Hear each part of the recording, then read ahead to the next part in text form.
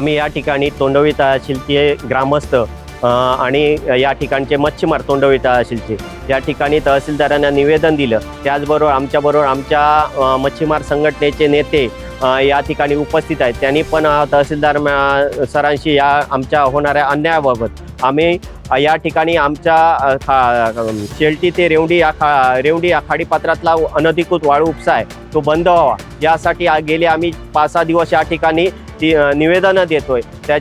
त्याचा राग येऊन तिथल्या रिक्षावाल्यांनी किंवा रेवंडीतल्या रिक्षेवाले आणि तिथले ग्रामस्थ आमच्या जाणाऱ्या तिकडनं मासे वाहतूक करणाऱ्या महिला असतील किंवा त्या ठिकाणी आमचे तहसीलचे ग्रामस्थ असतील जाणाऱ्या, त्यांना प्रत्येक वेळी त्या ठिकाणी धमकी दिली जाते आणि त्या पार्श्वभूमीवर आम्ही या ठिकाणच्या आमच्या मच्छीमार नेत्यांच्या कानावर ही गोष्ट घातली।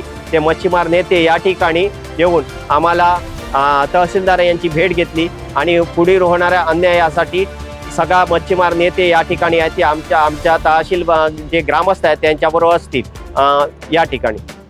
आज तोंडवळी तळाशील येथील मच्छीमार बांधवांनी मागील 4 दिवसापूर्वी दिलेल्या निवेदनाबाबत आज चर्चा करण्यासाठी या ठिकाणी तहसीलदारांची भेट घेतली आणि त्या ठिकाणी रेवंडी येथील ग्रामस्थ असोत किंवा व्यावसायिक असोत त्यांनी केलेल्या अन्यायाबाबत आम्हाला देखील या अन्यायाबाबत आम्हाला देखील मच्छीमार नेत्यांना कल्पना दिल्याच्या नंतर आज आम्ही तहसीलदार साहेबांना या वस्तुस्थितीबाबत कल्पना दिलेली आहे। माननीय तहसीलदार साहेब यांनी सदरच्या गावचे सरपंच किंवा तेथील ग्रामपंचायत आहे यांना वस्तुस्थिती कल्पना देऊन या अन्यायाबाबत तोडगा काढण्याची आपली जबाबदारी घेतली आहे। तरी देखील समजा प्रशासनाने या ठिकाणी जर आमच्या या मच्छीमारांच्या अन्यायाबाबत जर दखल घेतली नसेल तर त्या ठिकाणी आम्ही सर्व तोंडवळी तळाशील मच्छीमारांच्या सोबत त्या ठिकाणी आमरण उपोषण किंवा जे काही